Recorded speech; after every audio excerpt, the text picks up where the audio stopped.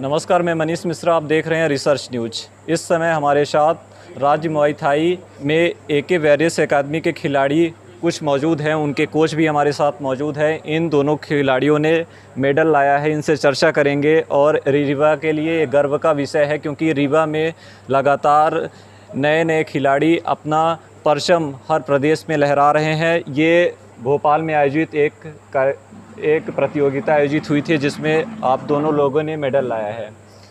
तो आपसे भी जानेंगे कि आपने किस तरीके से ट्रेनिंग दी इन लोगों को, और इन्होंने जो मेडल लाए इसके पीछे कितना इन लोगों का संघर्ष था। सबसे पहले तो आपका रिसर्च न्यूज में स्वागत है, और इस मेडल लाने के लिए आप लोगों को बधाइयाँ। Thank you.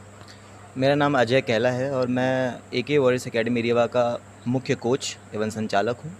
ये दो बच्चे जो आप देख रहे हैं, ये रामजीत सिंह हमारे सीनियर प्लेयर हैं हमारे एकेडमी के, शिवांग गौतम। इन्होंने मध्य प्रदेश मुआ थाई एसोसिएशन के तत्वाधान में फर्स्ट वर्ल्ड मुआ थाई काउंसिल रैंकिंग सीरीज़ में पार्टिसिपेट किया, जिसमें हमारे रामजीत सिंह ने सिल्वर मेडल प्राप्त किया। और एमेच्योर एक कैटेगरी होती है सीनियर मुआ थाई चैम्पियनशिप में। मुआ थाई के एमेच्योर कैटेगरी में हमारे शिवांग गौतम ने रीवा के लिए मध्य प्रदेश की जो स्टेट चैम्पियनशिप हुई थी उसमें गोल्ड मेडल प्राप्त किया है। ये बच्चे हमारे पास रामजीत सिंह जो हैं वो लगभग 10-12 सालों से ट्रेनिंग कर रहे हैं रीवा में मार्शल आर्ट के क्षेत्र में। और जो शिवांग गौतम है लगभग उनको अभी साल भर भी नहीं हुआ है, साल भर से वो ट्रेनिंग कर रहे हैं। और इसके अलावा मुआ थाई के अलावा कई अलग मार्शल आर्ट्स में, कई अलग मार्शल आर्ट गेम्स से वो मेडल जीत चुके हैं। तो मुआई थाई एक मार्शल आर्ट्स का ही एक पार्ट है, तो मतलब कि इसमें किस तरीके से खेल खेला जाता है, ये हमारे दर्शकों को बेसिकली मुआई थाई एक थाईलैंड एक देश है, वहाँ का ही नेशनल गेम है। इसमें सिर्फ और सिर्फ एल्बोज़, कोहनियाँ और जो नीज़ होते हैं, घुटने, इसका सबसे ज़्यादा यूज़ किया जाता है, बचाने में भी और मारने में भी। ये मार्शल आर्ट के अंतर्गत ही आता है, जो हमारे भारत में लगभग 6 या 7 वर्ष पहले ही इंट्रोड्यूस हुआ है। तो ये पहली बार हुआ है कि हमारे रीवा के बच्चे पार्टिसिपेट किए, उन्होंने मेडल भी जीता। इसमें लगभग कितने बच्चे इस प्रतियोगिता में भाग लिए थे, रीवा के अलावा अन्य जो भोपाल में आयोजित हुआ था उसमें? इसमें स्टेट के लगभग 28 से 30 जिलों ने पार्टिसिपेट किया था, जिसमें लगभग 200 से 250 पार्टिसिपेंट्स थे।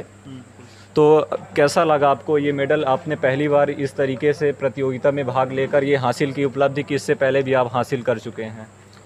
इस मुआई थाई गेम में मैंने अभी फर्स्ट गेम ही है तुम्हारा, तो ये गेम में हमने प्राप्त किया था पहला मेडल मुआई थाई में।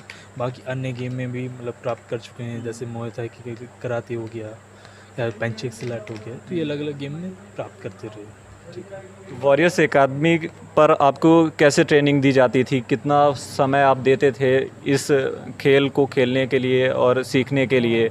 साथ ही ये भी बताइए कि आपने जब पहली बार इस प्रतियोगिता में भाग लिया तो एक मन में डर भी रहता है, जब कोई गेम हम इस बड़े उच्च लेवल पर हिस्सा लेते हैं, तो क्या था मन में कुछ था ऐसा कि हम मेडल लाएंगे? जैसे पहले बार मैंने गेम खेला मुआई थाई वर्ल्ड रैंकिंग सीरीज़ में, तो एक नर्वसनेस तो रहती है कि नया गेम है, खेलेंगे, वो चीज़ थी। लेकिन वो डर तो नहीं था, है ना। खेला, मेडल जीता, एक एक्सपीरियंस मिला, वो चीज़ थी। हमारे साथ शिवांग गौतम जी हैं, उनसे भी चर्चा करेंगे। कैसा लग रहा है आपको मेडल लाने के बाद? बहुत ही अच्छा लग रहा है।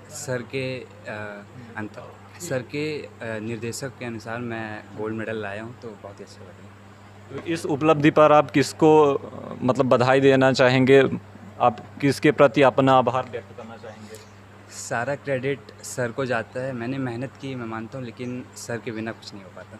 आप कोच हैं इन दोनों बच्चों के, इन्होंने मेडल लाया है, तो आपको कितनी खुशी हो रही है? और भी आगे बच्चे इसी तरीके से मेडल लाएं और रीवा के साथ ही विंध्य का नाम रोशन करें, इस दिशा में आप क्या निर्देश देना चाहेंगे, या फिर अपनी तरफ से क्या? बहुत बहुत खुशी हुई सर। मानिए जिस टाइम पे ये लोग खेलने गए हुए थे, ये पहली दफ़ा है कि हमारे बच्चे खेलने जा रहे हैं और मैं नहीं जा पाया हूँ।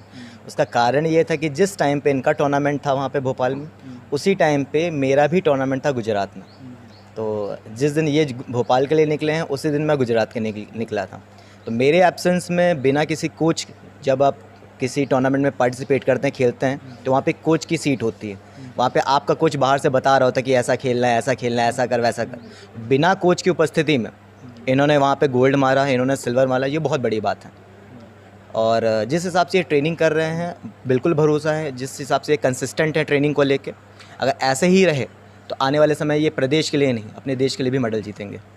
तो आप कह रहे हैं कि जिस दिन इनका था प्रतियोगिता उस दिन आपकी भी थी, तो आपका क्या कैसे रहा? ये तो और भी बड़ी उपलब्धि है इसमें शामिल हो रही है। आप खुद कोच हैं, खुद बच्चों को ट्रेनिंग देते हैं और खुद ही ऐसी उपलब्धि के लिए अनवरत प्रयासरत हैं। सर मैं बताना चाहूँगा, मैं कोच बाद में हूँ, क्योंकि खिलाड़ी मैं पहले हूँ। मैं खुद भी खेलता आ रहा हूँ लगभग 15 वर्षों से, जिसमें कराटे शामिल है। कराटे मेरा मेजर गेम है, जिससे मैंने शुरुआत की थी, जिसमें 2014 से लेकर 14, 15, 16, 17 4 साल लगातार नेशनल चैंपियन रहा हूँ मैं, रीवा से इकलौता। उसके बाद अभी एक पेंचेक सिलाट मार्शल आर्ट है, जो इंडोनेशियन मार्शल आर्ट है। एक इंडोनेशिया देश है जहाँ का मार्शल आर्ट है पेंचेक सिलाट, रिकॉग्नाइज्ड स्पोर्ट है, मिनिस्टर से मान्यता प्राप्त है। इसमें लगभग क्या लगातार 2 वर्षों से 2021 और 2022 दोनों साल मैं चैंपियन रहा हूँ, नेशनल चैंपियन रहा हूँ। और तो ऐसे ही मेरी चैंपियनशिप चलती रहती हैं। तो साथ साथ इनको कोचिंग देने के साथ साथ मैं भी खेलता रहता हूँ। अभी जो गुजरात में चैंपियनशिप हुई वो कराटे का 2nd west zone national championship थी, जिसमें लगभग 8 स्टेट जो हमारे वेस्ट जोन में आते हैं, छत्तीसगढ़ भी शामिल हो गया उसमें, 8 स्टेट के लगभग 1100 बच्चों ने पार्टिसिपेट किया था, जिसमें सीनियर -75 किलोग्राम, सीनियर मतलब 21 साल से ऊपर जो बच्चे खेलते हैं, उसमें -75 किलोग्राम में मैंने पार्टिसिपेट किया और अपने मध्य प्रदेश को सिल्वर मेडल दिया। तो आप उपलब्धि हासिल करते रहे हैं, इसी क्रम में आपके बच्चे भी आप निर्देशित करते रहते हैं, उनको ट्रेनिंग देते रहते हैं, वो भी अच्छी उपलब्धि हासिल कर रहे हैं। आप जो वॉरियर्स एकेडमी चला रहे हैं, कितने वर्षों से चला रहे हैं, उसके पीछे की क्या मेहनत है? सर एक्चुअली मैं अभी तक बाहर था। मैं मध्य प्रदेश की भोपाल ज़िले में टीटी नगर स्टेडियम है, तात्या टोपे स्टेडियम, ये हमारे एमपी स्टेट बॉडी जो है, गवर्नमेंट बॉडी, वो इसको रूल करती चलाती है। तो वहाँ से अभी तक खेल रहा था। रीवा आने के बाद अभी मेरे को लगभग 7 महीने हुए हैं जब से मैं एकेडमी रन कर रहा हूँ अपनी AK वॉरियर्स एकेडमी।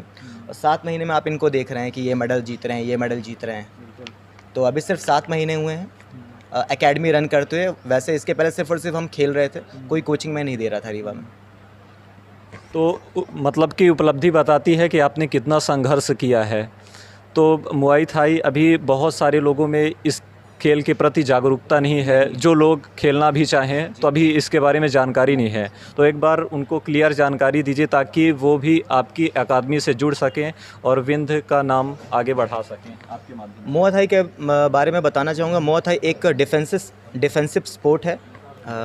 इसको पहले थाईलैंड में सिर्फ और सिर्फ अपने बचाव के लिए यूज़ किया जाता था, बट अब ये एक स्पोर्ट भी बन गया है जिसकी इंटरनेशनल लेवल पे रिकॉग्निशन है। आप इसमें नेशनल चैम्पियनशिप्स खेलते हैं, इंटरनेशनल्स खेलते हैं, एशियन गेम्स खेलते हैं, ठीक है। और इसको आज की डेट में लोग फ्यूचर भी अपना बना रहे हैं, क्योंकि आप देखते होंगे जैसे प्रो कबड्डी चल रहा है, ठीक है, IPL चल रहे हैं। वैसे इसी की तर्ज पे हमारे ये रैंकिंग सीरीज़ स्टार्ट हुई है।